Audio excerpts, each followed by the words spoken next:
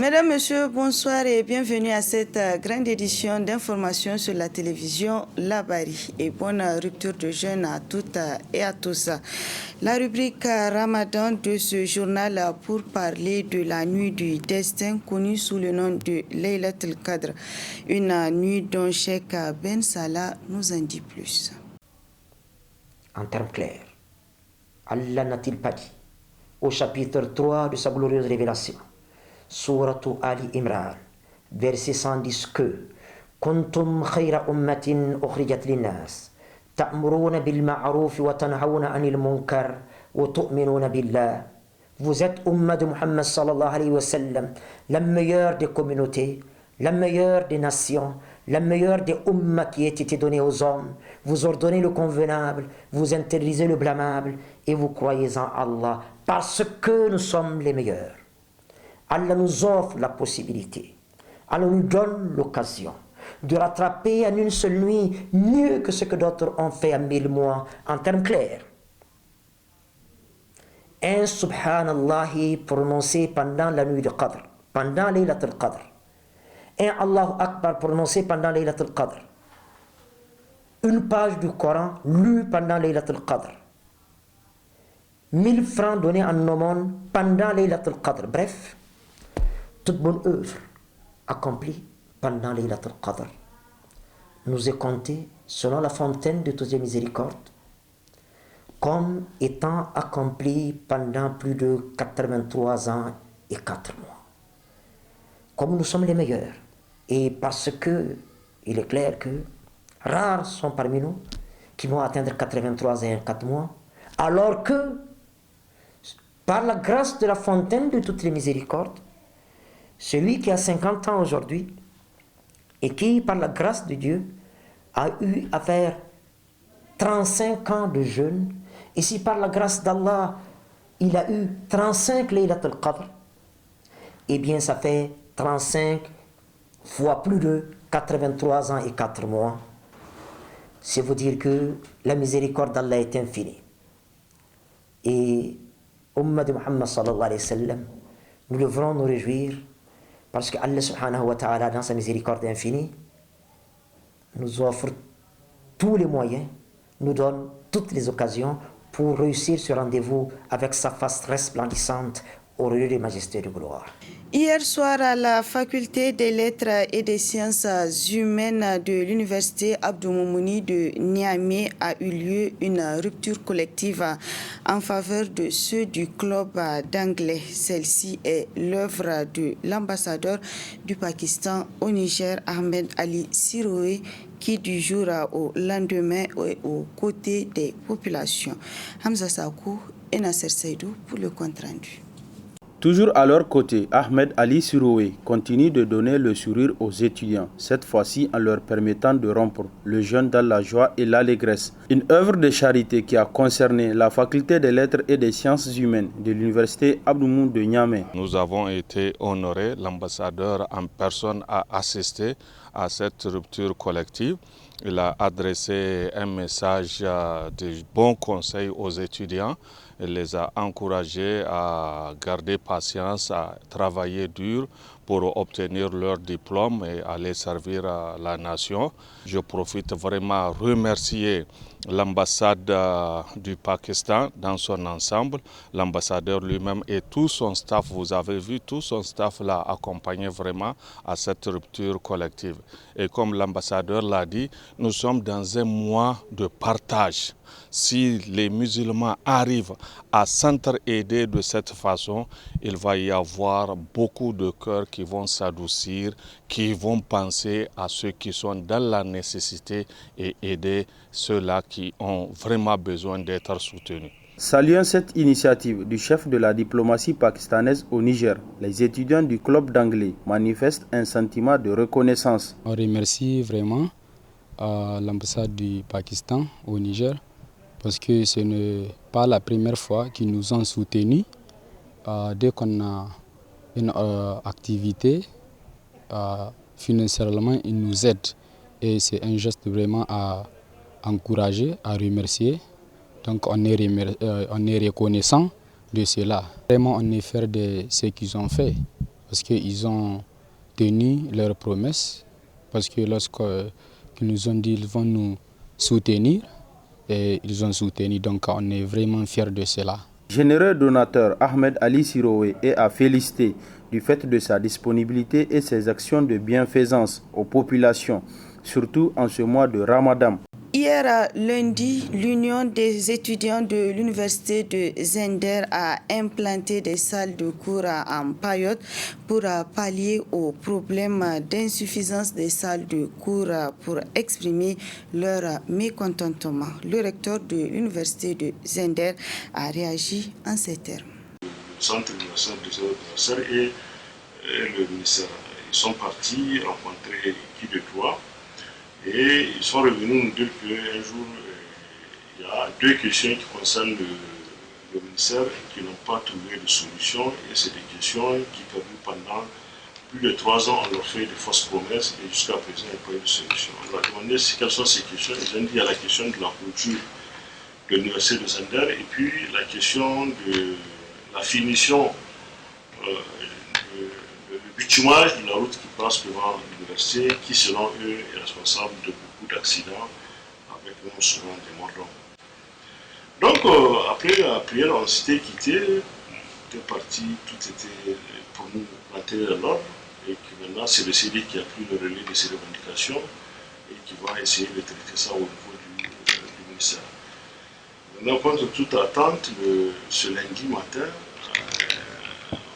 nous a informé qu'il y a un groupe d'étudiants qui inaugurait des tentes, des salles en paillotes qu'ils ont construites.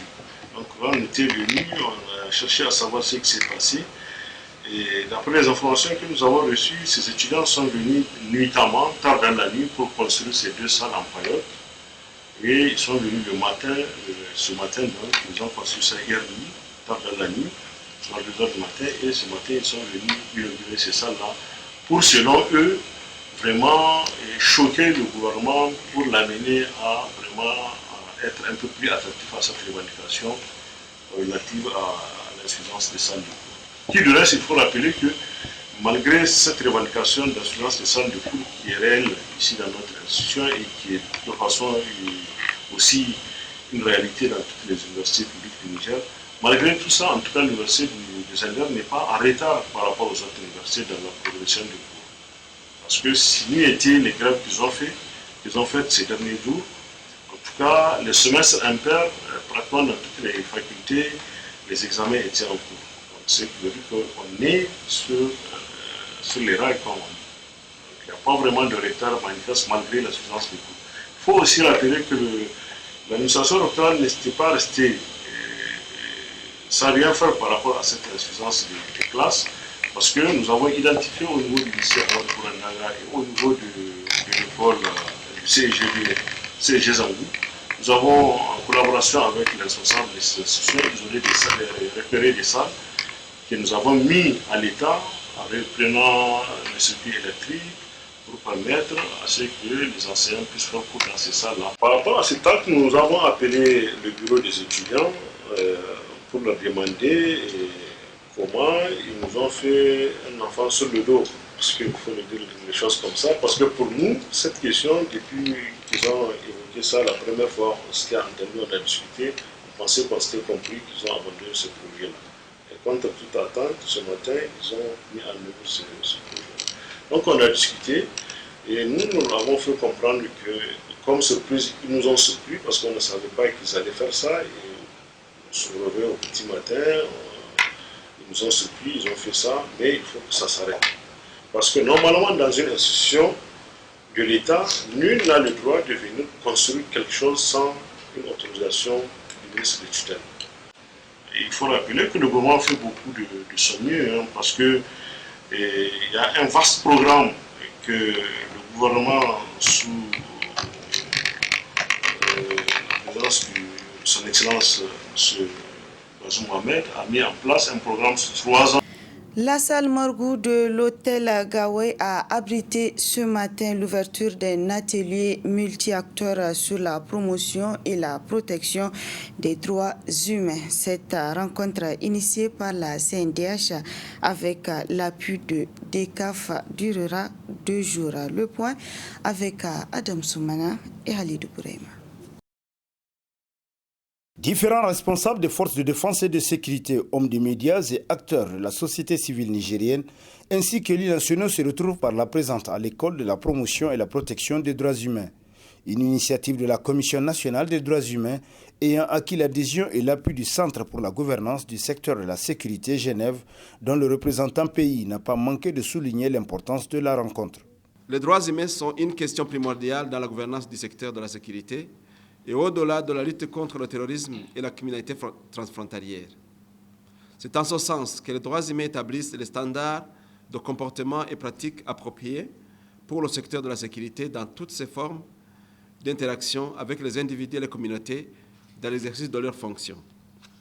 Aussi, parmi les principes de la bonne gouvernance du secteur de la sécurité, figure l'exigence de soumettre le recours à la force coercitive par les institutions de sécurité à un contrôle démocratique afin qu'ils servent à protéger les individus et les communautés plutôt que de les menacer.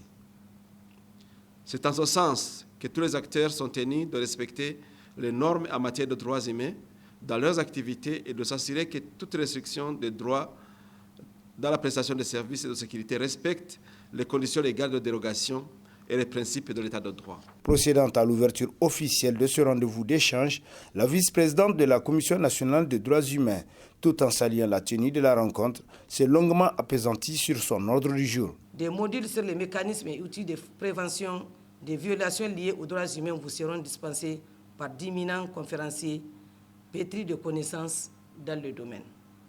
De même, les participants auront à partager entre eux les expériences et bonnes pratiques en matière de promotion et de protection des droits humains et de mieux collaborer pour leur action future dans un contexte de crise sécuritaire.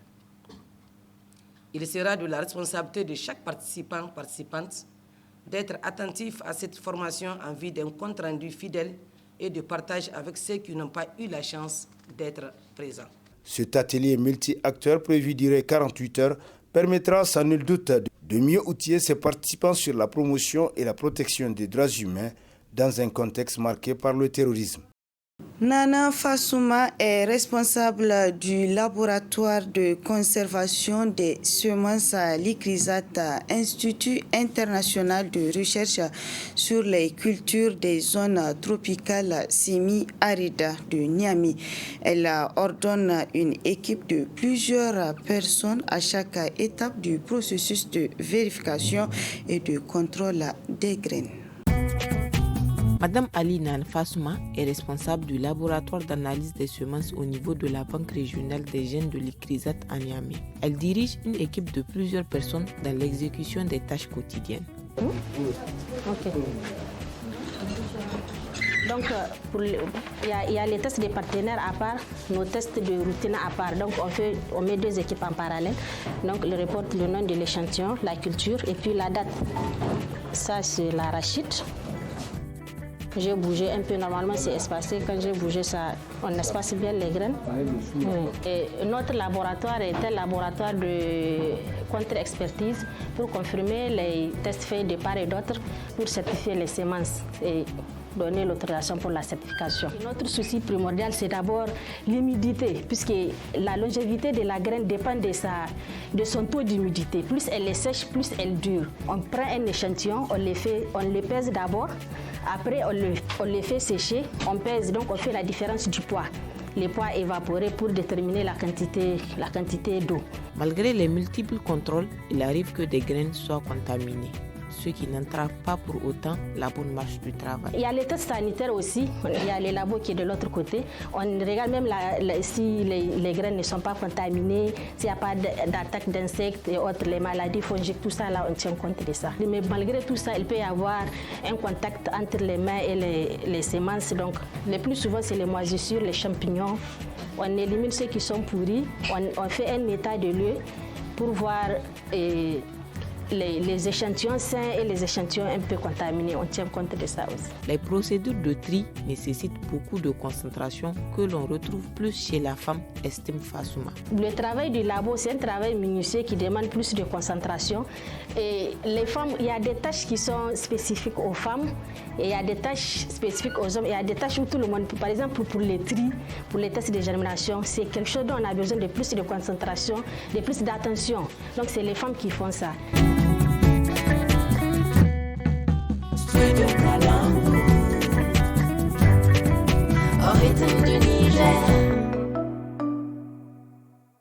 C'est tout pour ce 19h45, mesdames, messieurs. Merci à vous de l'avoir suivi et restez en compagnie des programmes de la télévision Labari.